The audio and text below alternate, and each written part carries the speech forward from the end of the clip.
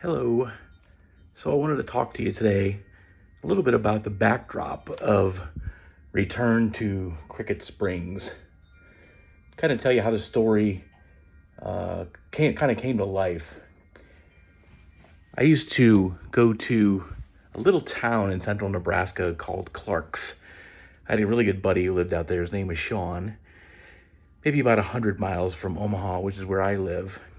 And when you'd go into Clark's, it was like going back in time.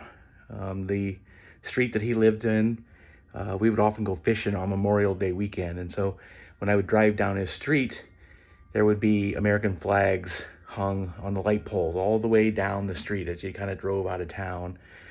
And it really reminded me of just the way things used to be.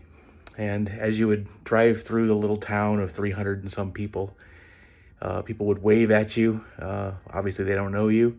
And I waved back. I got accustomed to that because I have family in a little town in Arkansas. And that's the custom in that small town as well. I got to know a couple of people there in Clarks, not really well, besides my buddy. He had a cabin not far away, and he had a friend who lived in town who also had a cabin down there, so I got to know him a little bit. But after my buddy Sean moved away from Clarks, I started thinking, man, I'd love to set a novel in a town like this.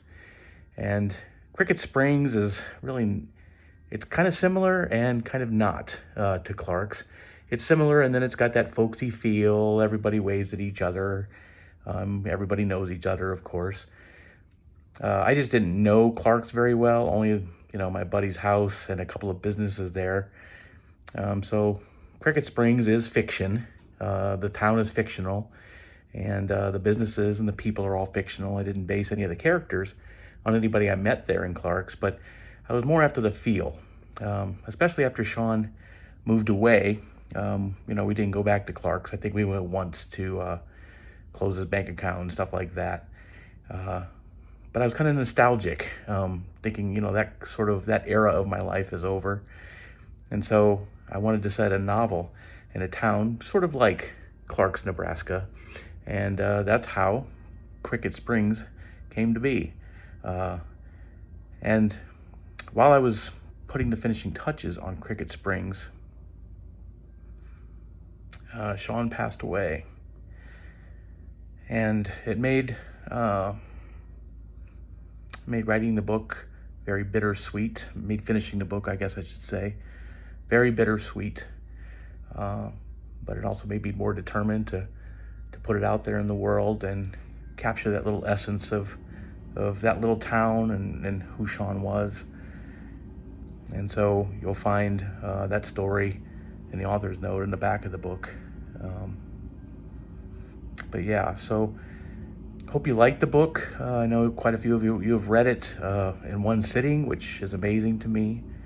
And I've got the second book in the series, the first draft, written.